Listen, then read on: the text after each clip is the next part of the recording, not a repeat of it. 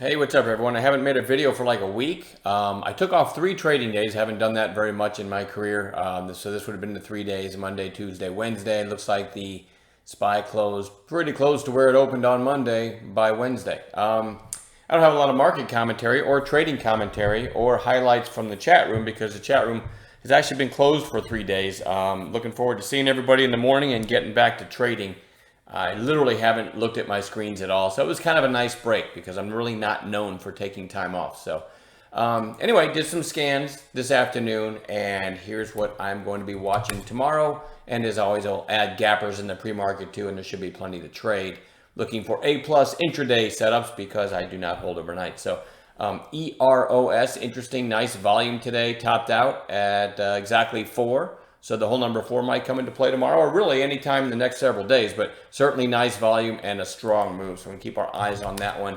APT, one of the mask plays, had a pretty nice move from here to here, kind of sideways since, and it looks like it's starting to try to curl back up here. 1862 looks like was today's high. Yeah, look back to the left here. 1859, 18. So somewhere over today's high is kind of a little maybe week-long breakout of a week-long sideways action. So I know there's seems like more and more municipalities are mandating masks. So certainly these could be back in play. APT is one I'm going to watch. CLSK. Let me zoom in a little bit here, but kind of a handsome chart. You had a big pop back here, which was, let's see, May 5th. Went all the way to 455, then a lower high here, then an attempted breakout on June 29th that topped out at 354.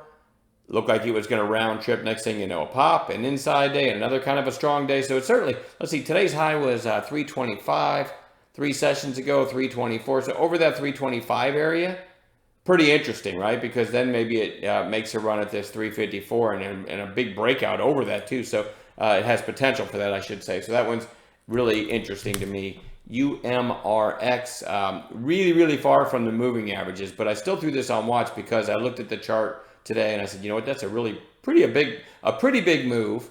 Looked like a reversal yesterday, and then today right back up near the highs. And if we look at intraday today, really kind of flagging all day below this whole number 3. So a break of 3, even though the daily looks extended, doesn't look bad on the 2-day chart.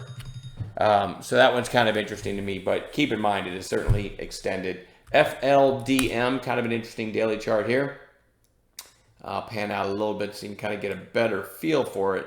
There we go. So back here, middle of May, it topped out at 574. And then today, pretty nice volume, and actually broke that briefly, closing below that, but topped out at 579 today. Kind of a handsome chart, though. You know, big volume move and kind of a cup and handle and an attempted breakout today. We'll look for a follow-through day tomorrow. ENZ closing well off its highs on this one, but still an interesting volume day. I believe they're in the COVID testing space. So certainly interesting for a red to green or something like that tomorrow. JMIA, very nice volume, very strong close. Definitely worth watching for a follow-through day tomorrow. WTRH is that Waiter Holdings, delivering food to homes. I don't know, it's kind of interesting. You had a high back here, then a lower high, which it briefly took out on Monday, and then a couple inside days. So I do want to keep our eyes on that one. Let's see what this apron looks like. Those two tend to run together. Apron's pretty strong too. So anyway, back to that WTRH. I do think it's worth watching. JRJC, big move today. And again, another one well away from the moving averages. But it's kind of interesting in that a few weeks ago, actually would have been June 10th, it hit a high of 1210.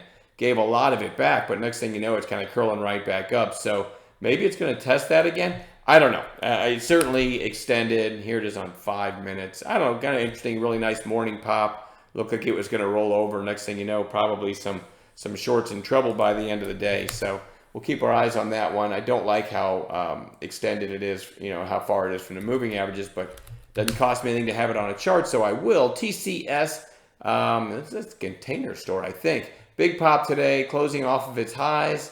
Maybe the half number 450 comes into play tomorrow, but nice volume. I'm guessing maybe on earnings. I'm not sure what popped this, but certainly worth watching. I skipped ALT. I have ALT on my list also.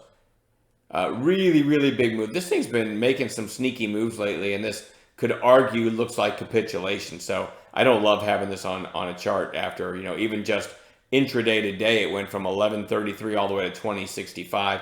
This is more like, hey, with this kind of a move, I want to watch it for the next 5 to 7 days going forward. I doubt I'll trade it tomorrow, but certainly going to earn a spot on a chart on one of my monitors. A couple more. EVSI, nice volume today, closed pretty strong. Again, extended, but you look to the left and say, hey, there's another potential catalyst at 1285. Today's high was 1230, so it does make it kind of interesting, but extended. Don't know what popped it, but it's going to be on a chart. And then lastly, this CTIC.